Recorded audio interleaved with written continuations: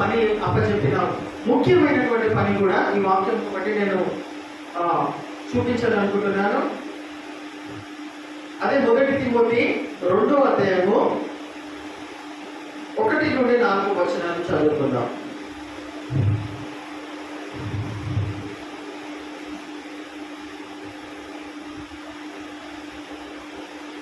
ఇందులో దైవ భక్తి గురించి రాయబడి ఉన్నారు.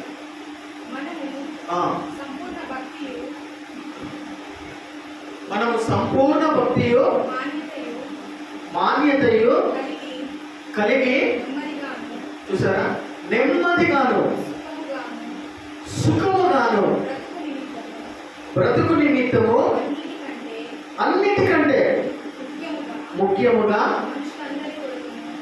మనుషులందరి కొరకును, రాజుల కొరకును, మనుషులందరి కోసమును, రాజుల కొరకును, అధికారులందరి కోసమును విజ్ఞాపనములను, ప్రార్థనలను, యాచనలను, కృతజ్ఞతాస్తుతులను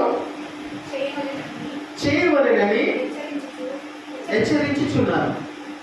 ఏమర్థమైంది వాక్యం?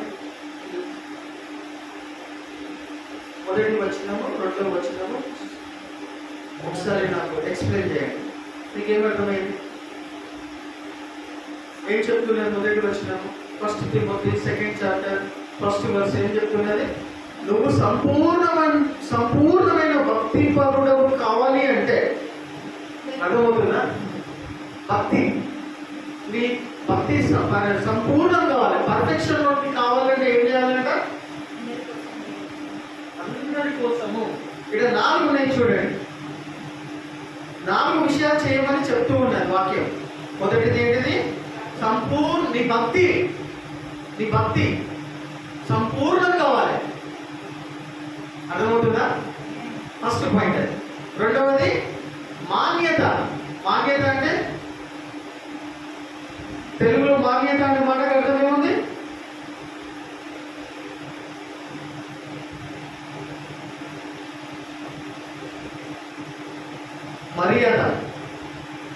మర్యాద అని చెప్పవచ్చు. ఫస్ట్ నువ్వు నీ భక్తి సంపూర్ణం కావాలి అంటే, రెండవది నీకు మర్యాద ఉండాలంటే, సొసైటీలో, నీ కుటుంబంలో, ఎక్కడికి వెళ్ళినా మాన్యతగా నువ్వు బతకాలి అంటే, హల్లెలూయా, మర్యాద కావాలి. వ్యక్తులకు కావాల్సింది, దేవుని బిడ్డలకు రెస్పెక్ట్ అనేది ఉండాలి, మాన్యత అనేది ఉండాలా లేదా? ఇది నీకు కావాలి అంటే. మూడవది నెమ్మదిగాను సుఖముగాను బతకాలి అంటే, నెమ్మదిగాను సుఖముగాను బ్రతుకు నిమిత్తము ఏమున్నాయి? ఎన్ని విషయాలు ఉన్నాయో ఇక్కడ?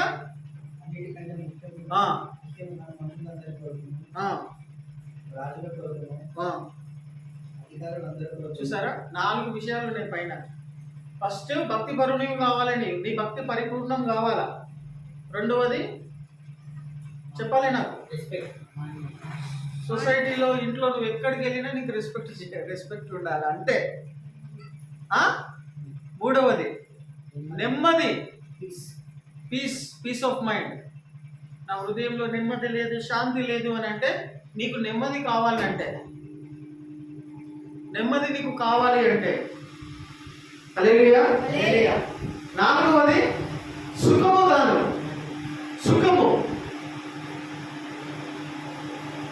సుఖము అంటే హ్యాపీనెస్, అంటే తృప్తి. నెమ్మది అంటే నీ మనసులో నెమ్మది ఉన్నప్పుడే నువ్వు తృప్తిగా ఉండగలుగుతావు. Related thing. 4వ విషయం, తృప్తి లేదమ్మా, నాకు సుఖం లేదమ్మా అని అంటూ ఉంటారు చూడు కొంతమంది. వాళ్ళకి ఇది కావాలి. ఏం కావాలి? నాకు సుఖము కావాలా, హల్లెలూయా, నెమ్మది కావాలా, మర్యాద కావాలా, నా భక్తి అనేది సంపూర్ణం కావాలా. భక్తి సంపూర్ణంగా చేస్తూ ఉన్నటువంటి వాళ్ళందరికీ కూడా అది నీకు లాభకరమే అని ఇందాక చూసుకున్నాం. హల్లెలూయా. ఈ 4 విషయాలు మనిషికి అవసరం. ఇందులో ఏదో ఒకటి మిస్ అయినా తప్పిపోయిన కూరతో సమానం. తిరుగుతూనే ఉంటారు.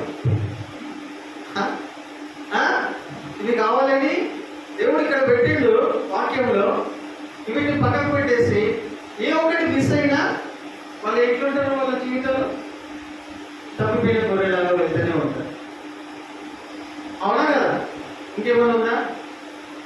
ఏం కావాలన్నా?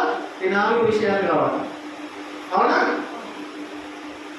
ఇది కావాలి మీకంటే దేవుడు ఎక్కువ పని చేయమంటాడు.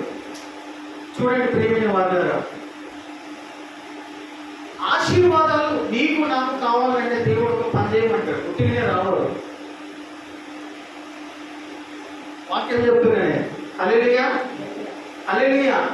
దైవాశీర్వాదం నిన్ను ఆవరించుకొని ఉండాలి, ఆవరించాలి, ఆశీర్వదించబడాలి నువ్వు అంటే ఒక పని చేస్తేనే ఆయన ఆశీర్వదిస్తాడు. పుట్టినే రావడం కృపనే నీ పట్ల కృప చూపించాడు చూడు, అదే గొప్ప విషయం. హల్లెలూయా. ఆశీర్వాదం నీకు కావాలి అని అంటే దేనికి తగ్గట్టు ఆ పని చేయాలి. అప్పుడే నువ్వు ఆశీర్వాదం పొందుకుంటావు. అవునా కదా? ఈ ఆశీర్వాదం నాకు కావాలి ప్రభు అంటే దానికి తగ్గట్టుగా నువ్వు పని చేయాలి. అది చేసే తగ్గట్టుగా నువ్వు చేసే తగ్గట్టుగానే ఉంటుంది. మళ్ళా అది చేయకుండా నాకు ఆశీర్వదించు ప్రభు అంటే ఆశీర్వదిస్తాడా? ఆశీర్వదిస్తాడా? అయితే ఇక్కడ 4 విషయాలు ప్రతి మనిషికి కావాలి. మొదటిది ఏంటిది చెప్పాలమ్మా?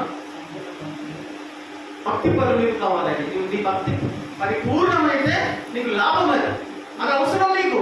హల్లెలూయా.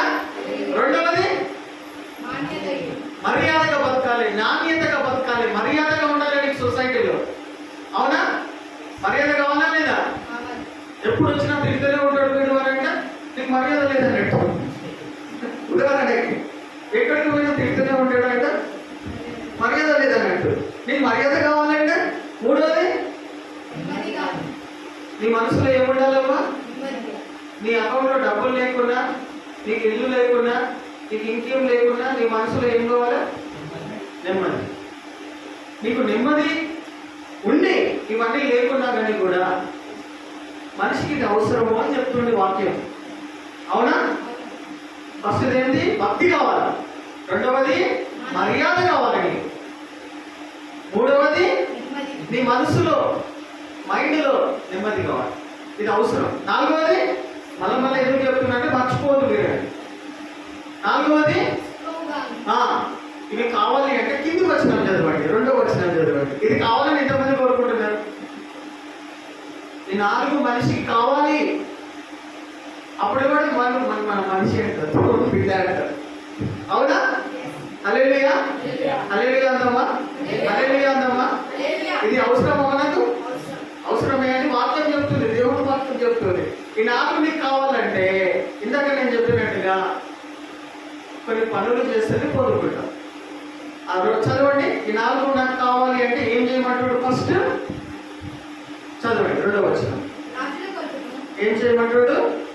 రాజుల కొరకును అంటే మనల్ని పరిపాలిస్తున్న అధికారుల కోసమును. రెండవది అధికారుల కోసము, రాజకీయ నాయకుల కోసము విజ్ఞాపనలను, ప్రార్థనలను, యాచనలను, కృతజ్ఞతాస్తుతులను చేయవలెనని ప్రేమతో చెప్తున్నా.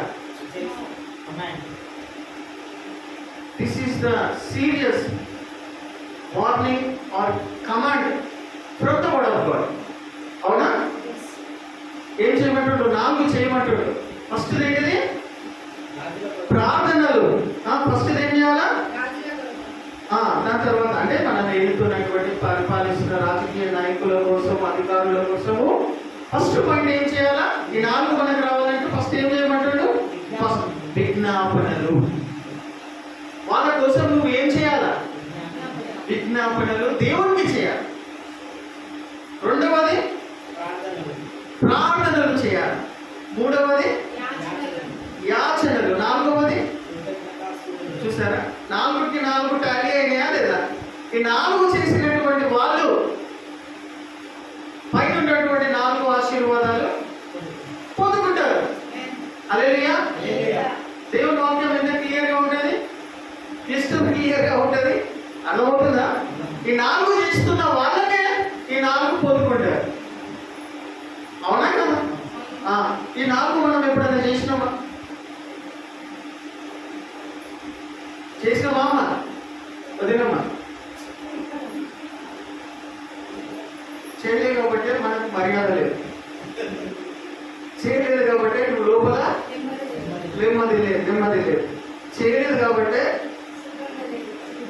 ఏం బతుకుడు ఆయన ఏం బతికేది అని సుఖం లేదు. చేయలేదు కాబట్టి మన భక్తి అటు ఇటు ఉన్నది, సరిగ్గా లేదు, ఇటు లేదు అటు లేదు, సంపూర్ణంగా లేదు. ఇది చేస్తే అదే అర్థమైంది. చప్పట్లు కొట్టండి ఒకసారి. అర్థమైతే కాదు, ఇది అంతే. ఆటోమేటిక్ వాక్యం అర్థమైతే వాక్యం ఏం చేస్తుందంట తెలుసా? తన పని తాను చేసుకుంటే వెళ్ళిపోతుందండి, నీకు తెలియకుండా. హల్లెలూయా. వాక్యం అర్థం కావాలి, పాపం అర్థం కావాలి, వాక్యం యొక్క సారము, వాక్యం యొక్క మీనింగ్ అర్థమైతే వాక్యము తన పని తను చేసుకుంటూ హల్లెలూయా వెళ్ళిపోతుంది. వాక్యం అర్థం కాని దినాలు తిరుగుతూనే ఉంటాయి. అప్పుడే వాక్యం అర్థం కాదు. హల్లెలూయా. వాళ్ళ వీళ్ళ మీద వాళ్ళు చేస్తే ఏమవుతుందో, వీళ్ళు ప్రార్థన చేస్తే ఏమవుతుందో, అక్కడికి పోతే ఏమవుతుందో అని తిరుగుతూనే ఉంటారు. అవునా కదా? ఇంకేమన్నా ఉందా? ఈ 4 నీకు కావాలా? ప్రతి వ్యక్తికి కావాలి. హల్లెలూయా. ప్రతి దేవుని బిడ్డకి కావాలి. కావాలి అంటే మనం ఏం చేయాలా? ఈ 4 విషయాలు చేయాలి. మొదటిది ఏమి ఉన్నది?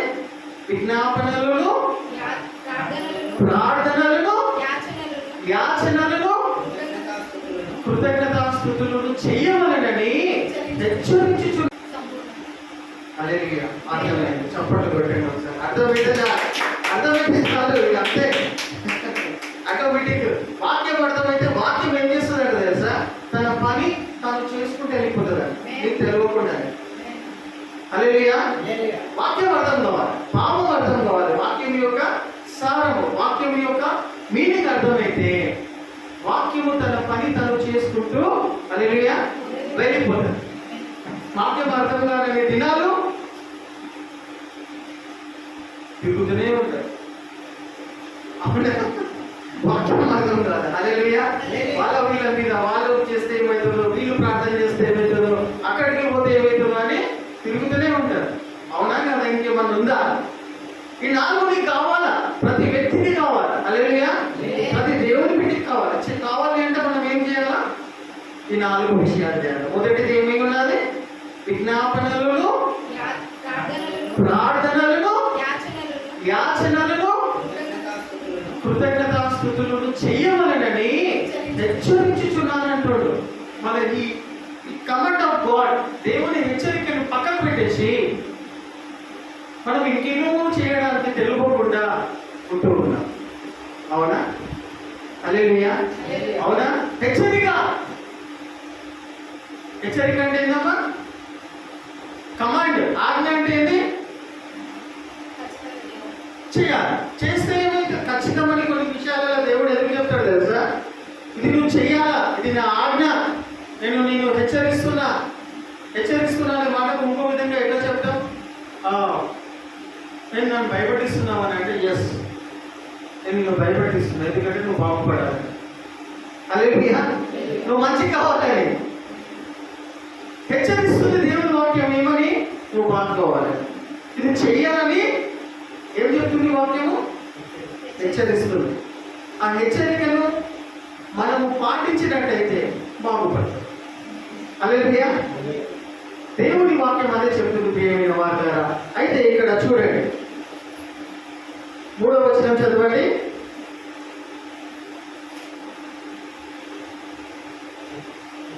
ఫస్ట్ తిమోతి 2nd చాప్టర్ 3వ వచనం.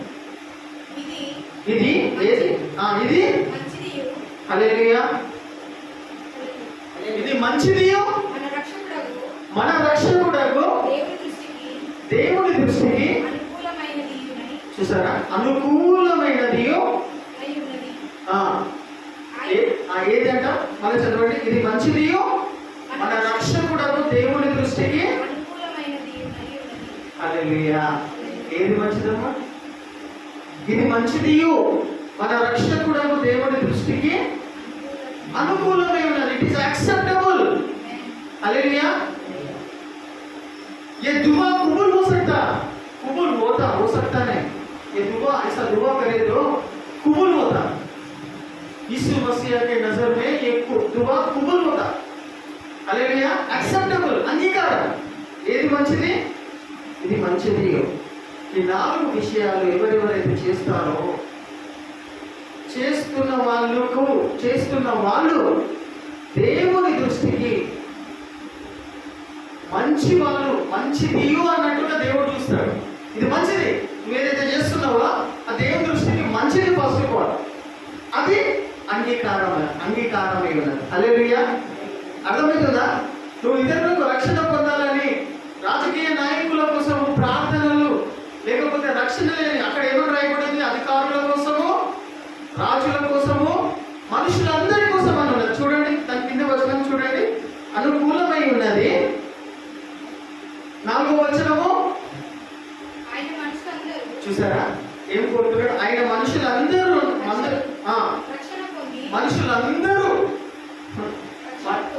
రక్షణ పొంది హల్లెలూయా సత్యమును గురించిన అనుభవ జ్ఞానము కలవారై ఇచ్చేయించుచున్నాడు ఇష్టపడుతున్నాడు ఆయన. హల్లెలూయా హల్లెలూయా మనుషులందరూ కోసము విజ్ఞాపనలు చేయాలా ఇంకేం చేయాలా ప్రార్థనలు చేయాలా యాచనలు చేయాలా కృతజ్ఞతలు చేయాలి. హల్లెలూయా ఇట్లా చేస్తున్నటువంటి వాళ్ళు మంచి పని చేస్తున్నారని దేవుడి వాక్యం చెప్తుంది. హల్లెలూయా ఆ పని దేవుడి దృష్టిలో అంగీకారంగా ఉన్నది. ఇది ఎవరెవరు ఎన్ని సార్లు చేస్తారో అన్ని సార్లు వాళ్ళకు లాభమే కలుగుతున్నది కానీ వాళ్ళకు నష్టం కలుగుతుంది. హల్లెలూయా హల్లెలూయా హల్లెలూయా ప్రియమైన వారులారా రక్షణ పొంది చూసారా 4వ వచనం మనుషులందరూ రక్షణ పొందాలని దేవుడు ఇష్టపడుతున్నాడు. హల్లెలూయా హల్లెలూయా ఇక్కడ ఎంతమంది రక్షణ పొందారు? అందరూ రక్షణ పొందారు.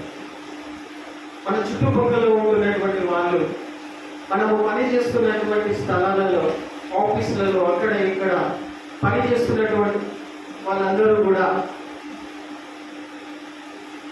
రక్షణ పొందినరా? మనుషులందరూ రక్షణ పొందాలని ఆయన ఇష్టపడుతున్నాడు. హల్లెలూయా హల్లెలూయా వాళ్ళందరూ రక్షణ పొందాలంటే నువ్వు నేనేం చేయాలా? హల్లెలూయా yes విజ్ఞాపనలను ప్రార్థనలను యాచనలను yes కృతజ్ఞతాస్తుతులు దేని బట్టి చేయాలా? చూడండి ప్రియమైన వారులారా మనుషులందరూ రక్షణ పొందాలని ఆయన ఇష్టపడుతున్నాడు. నువ్వు ఇటువంటి ప్రార్థనలు హల్లెలూయా ఎటువంటి ప్రార్థనలు మనుషులు అధికారులు మనలను పరిపాలిస్తున్నటువంటి అధికారులకు జ్ఞానము కావాలా?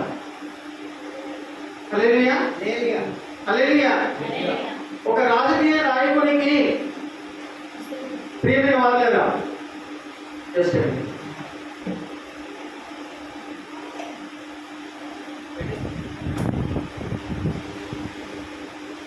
హల్లెలూయా హల్లెలూయా ఒక రాజకీయ నాయకుడికి జ్ఞానం కావాలంటే ఇప్పుడు చూడండి ఒక కుటుంబం ఉంది. హల్లెలూయా ఒక కుటుంబాన్ని పోషించాలని పరిపాలించాలి చేయాలని